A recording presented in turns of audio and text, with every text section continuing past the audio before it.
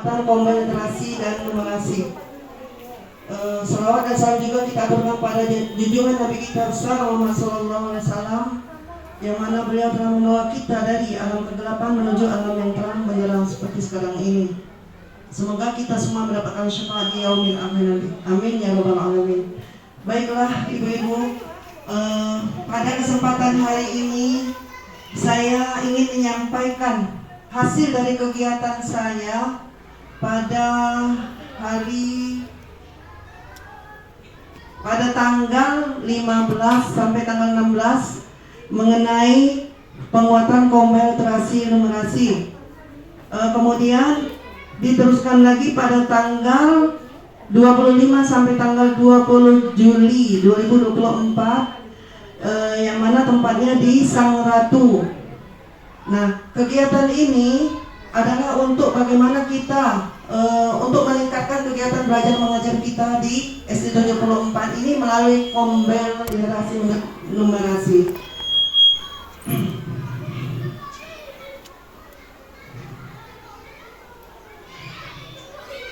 Kegiatan literasi. Baiklah Ibu, sebelum kita mulai literasi tadi, nomor 1, literasi tidak hanya baca tulis. Kita mengisi dengan benar atau salah pernyataan tersebut. Literasi tidak hanya baca tulis, benar atau salah. Nanti bikin alasannya juga, buat alasannya. Kalau emang salah, kenapa? Kalau memang benar, kenapa? Ada ibu? Benar atau salah? Literasi tidak hanya baca tulis. Benar. Kalian alasannya apa? Literasi bisa dari visual, gambar, Oke. bisa dari suara, audio. Iya, benar ibu ya. Nah di sini benar, karena literasi juga itu berarti melaksanakan teknologi dan politik serta berpikir kritis dan peka terhadap lingkungan sekitar. Nah kedua, teks untuk kegiatan membaca pembelajaran tidak hanya teks tulis. Benar atau salah?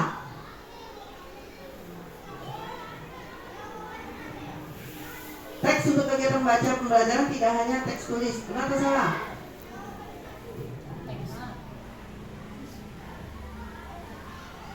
Bukan apa, Helena? Iya Bu. Benar. Coba ulang lagi Bu. Saya nggak lihat, nggak pakai coba. Teks untuk kegiatan membaca pembelajaran tidak hanya teks tulis. Benar atau salah? Dalam pembelajaran literasi. Teks. Sebentar.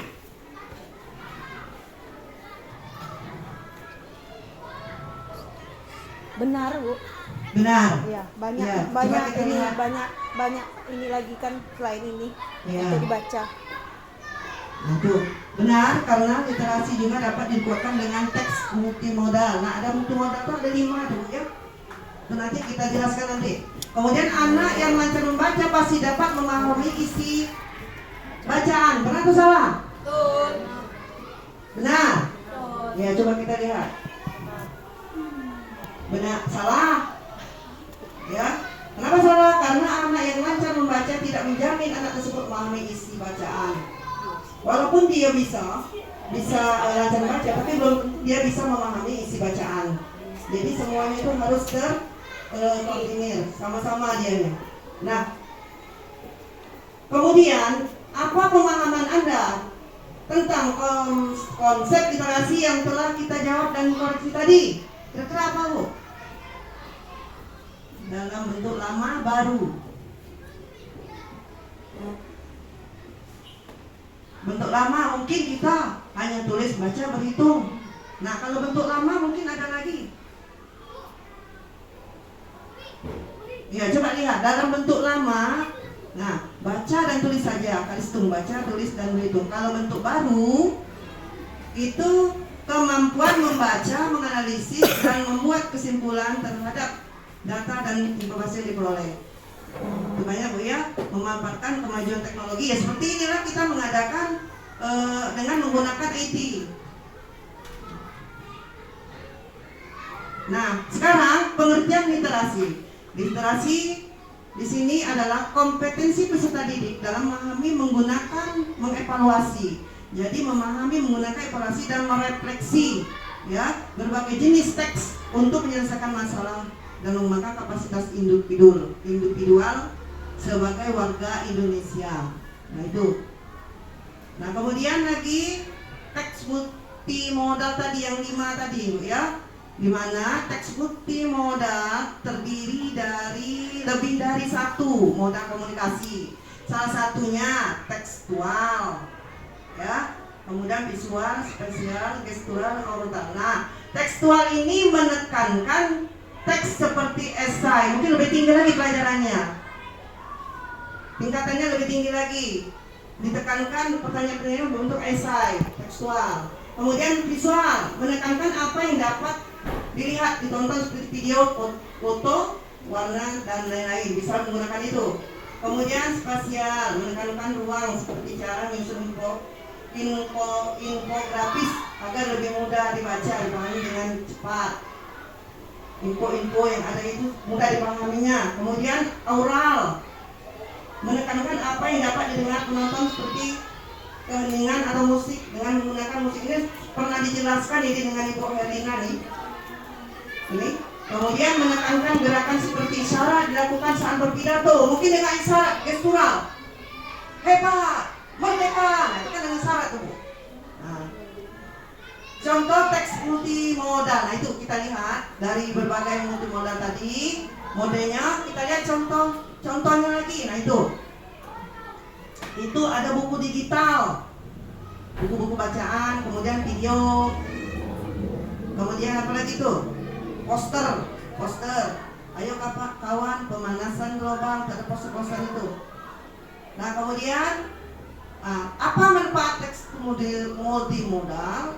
Salah satunya pertama adalah bahan teks multimodal itu membiasakan peserta didik untuk menggunakan bentuk informasi yang beragam dan menghasilkan bentuk informasi yang baru.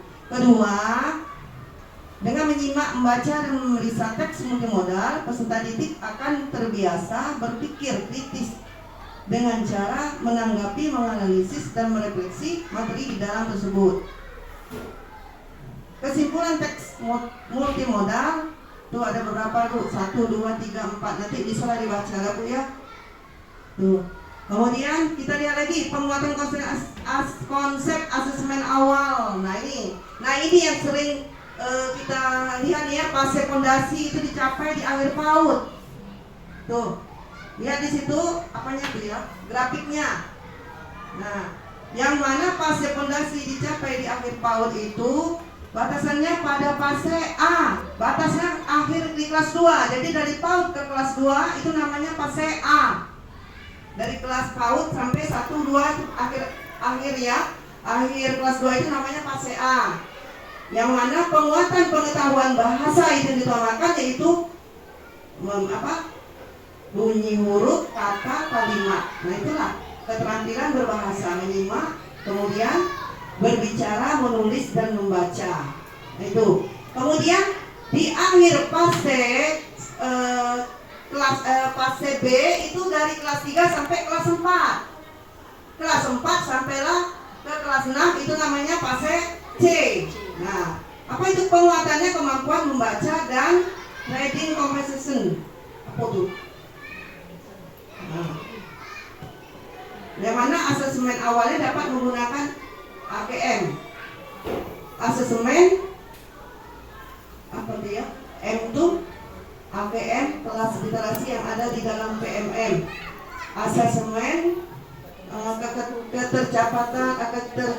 ketercapaian minimum. Nah, yaitu kelas literasi yang ada dalam PMM. Kemudian penguatan konsep. Nah, dari yang 5 tadi, apa yang harus dinilai? Asesmen awal membaca mendukung penguatan transisi PAUD ke SD yang menyenangkan. Itu tadi. Pada PAUD hingga fase A membangun kemampuan membaca pada anak bukanlah hal yang dapat dipisahkan dengan upaya membangun kemampuan numerasi literasi anak secara menyeluruh.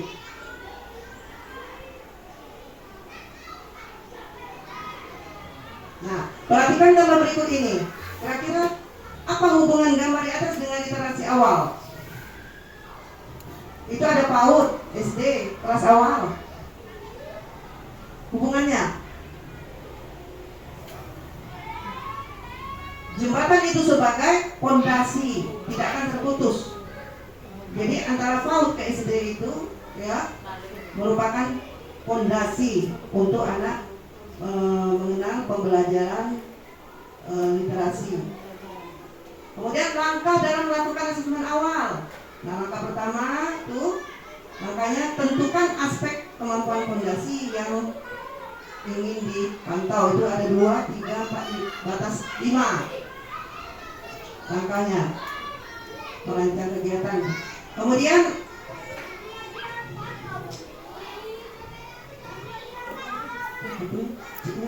ini contoh lembar asesmen yang terisi itu mata pelajaran bahasa Indonesia. Itu masih nyambung dengan yang tadi, Bu. Meninjau hasil asesmen awal untuk merancang pembelajaran. Nah, merancang pembelajaran ada 2 tuh. Hasil asesmen itu terdapat dari 2 rekomendasi dilakukan guru kelas. 1, merancang pembelajaran untuk menguatkan kemampuan menyimak. Itu tergantung dari kelasnya. Kelas 1. Kemudian merancang pembelajaran untuk menguatkan kemampuan anak menyampaikan gagasan secara lisan maupun tulisan. Jadi ada 2 tuh. Meninjau hasil asesmen awal. Berikutnya, contoh tindak lanjut pembelajaran dari asesmen awal. Tujuan pembelajarannya anak dapat mengutarakan gagasan secara lisan maupun tulisan. Kegiatan pembelajaran membaca nyaring. Nah, tadi sudah literasi. Nah, sekarang jawab pernyataan berikut ini. Ini numerasi lagi. Tadi literasi, sekarang numerasi. Numerasi berkaitan dengan hitungan saja. Benar atau salah?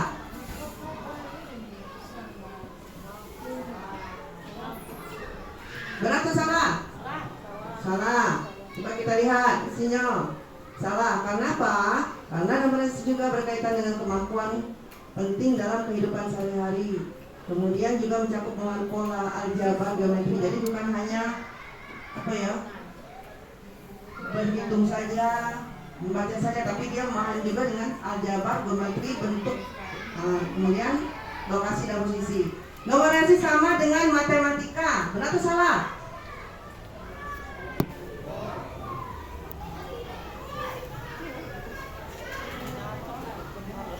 Numerasi sama dengan matematika. Coba dia lagi. Benar atau salah? Salah. Karena matematika lebih menekankan pada konsep teoritis dan abstrak, sedangkan numerasi lebih berfokus pada penggunaan praktis dari konsep matematika dalam kehidupan sehari-hari. Maksudnya prosesnya tuh. Ya. Kemudian 3, bentuk soal numerasi adalah uraian saja. Benar atau salah? Salah. Coba lihat lagi. Nah, benar. Salah ya. Karena bentuk soalnya beragam, yaitu pilihan ganda kompleks, menjodohkan, isian atau jawaban singkat dan uraian. Nah, lalu apa pengertian dari numerasi? Ya, Bu. Coba kita lihat lagi. Pengertian numerasi adalah kemampuan memahami dan menggunakan berbagai macam angka serta simbol yang terkait.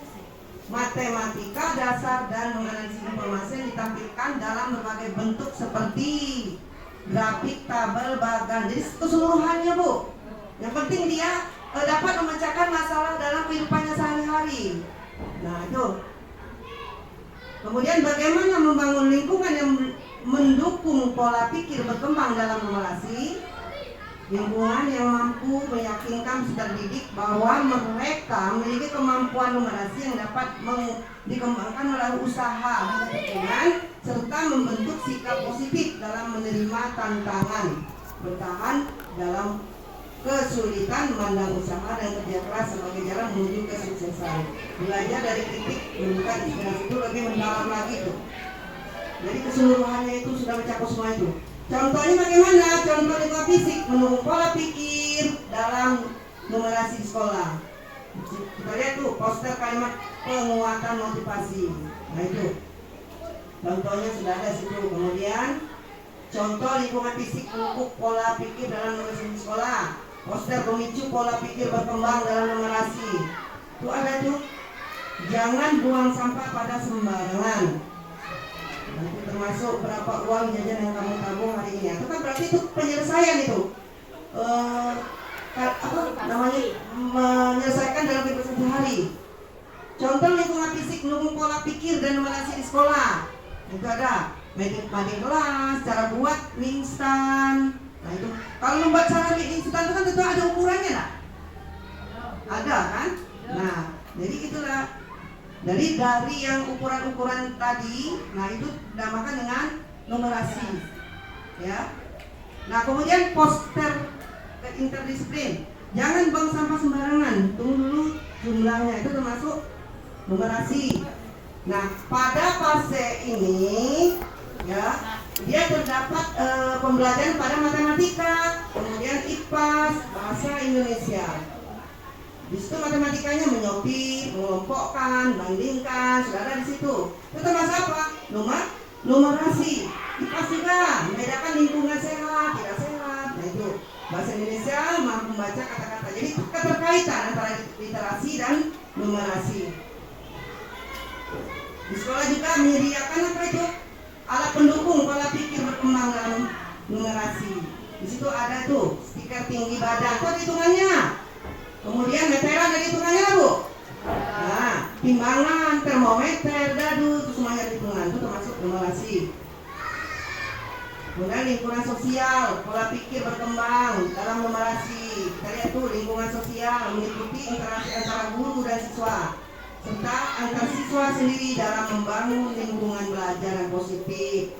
Dengan adanya beberapa siswa itu menunjukkan bahwa mereka itu memang benar-benar memiliki pola pikir yang berkembang melalui dengan melihat dampak yang diterapkan itu adalah interaksi sosial yang terbentuk baik dengan atau tanpa stimulus guru, dapat membangun pola pikir berkembang dalam numerasi peserta didik dengan sendirinya. Contoh kondisi yang bisa terjadi itu bisa saja tuh mereka berkelompok itu. Contoh kondisi yang bisa terjadi. Kemudian strategi pembelajaran penguatan numerasi. Nah tuh model numerasi abad ke-21 itu. Pengetahuan matematika, konteks, kemudian apa tuh lagi? Untuk apa itu strateginya? Membutuhkan pengetahuan matematika, termasuk konsep keterampilan, strategi pemecahan masalah, serta kemampuan untuk menaksir atau pengintimasi, memiliki karakter P5 positif.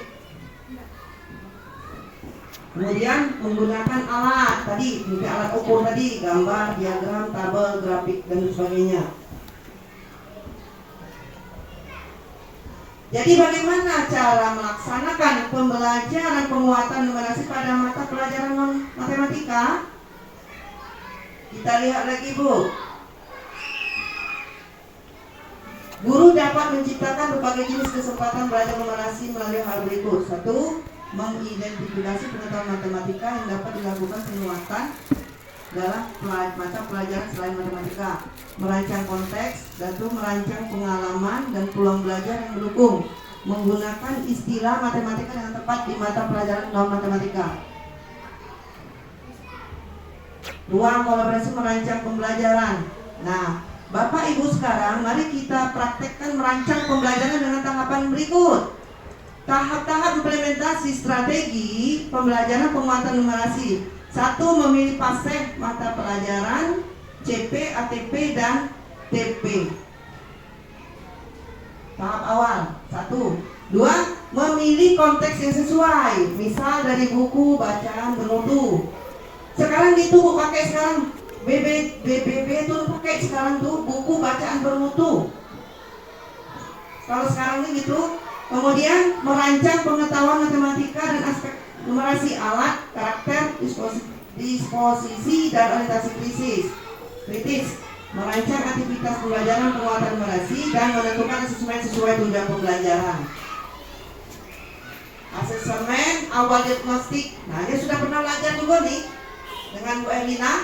Asesmen awal itu terdiri dari asesmen non kognitif dan kognitif. Apa itu non kognitif?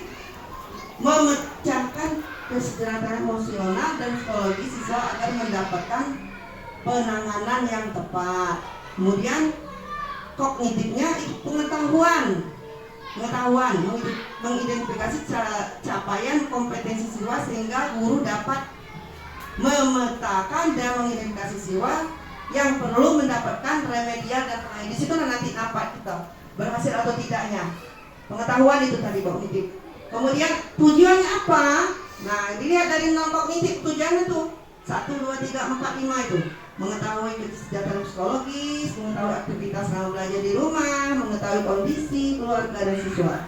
Harus tahu dulu kita langsung dalam tahap awal tuh gitu. Kemudian kognitif itu mengidentifikasi capaian kompetensi siswa, menyesuaikan pelajaran di kelas dengan kondisi syarat rata-rata siswa. Terus, nah itu asesmen awal diagnostik. Nah tuh non kognitif tadi kan ada dua tuh, non kognitif dan kognitif. Non kognitif itu ya asesmen awal diagnostik, ada 3 lagi. Apa itu ya? Pertanyaan apa saja? Nah, yang diyakinkan, yang ditanyakan.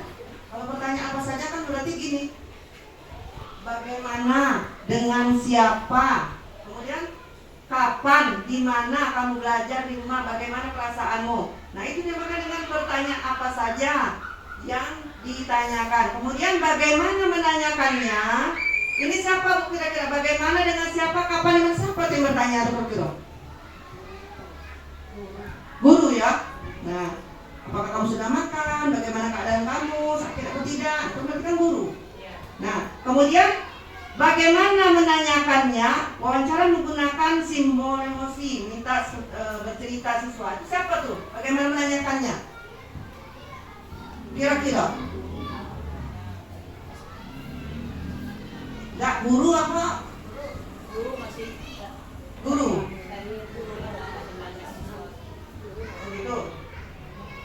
Teknik guru ya, menanyakan atau mewawancarai siswa. Kemudian bagaimana tindak lanjutnya? Itu siapa tuh? Guru ya. Terus jadi hasil pemetaan siswa yang memiliki emosi negatif dan siswa yang memiliki tantangan tindak lanjut dengan tim. Nah, itu harus bekerja sama dengan tim guru ya, kemudian kepala sekolah, kemudian orang tua pada murid. Nah, itu bagaimana bentuknya. Kemudian tujuan dan rancangan aktivitas dalam pembelajaran. Nah, mengidentifikasi kesejahteraan psikologis dan sosial emosional siswa sebelum belajar. Rancangan itu berupa guru menanyakan perasaan siswa hari ini, minta siswa memiliki gambar senang, sedih, marah, ada tuh ya kan berbagai macam karakter anak, ada yang sedih, ada yang marah dan lain sebagainya. Ya, kemudian asesmen aspek non kognitif. Nah itu rubrik nilai disposisi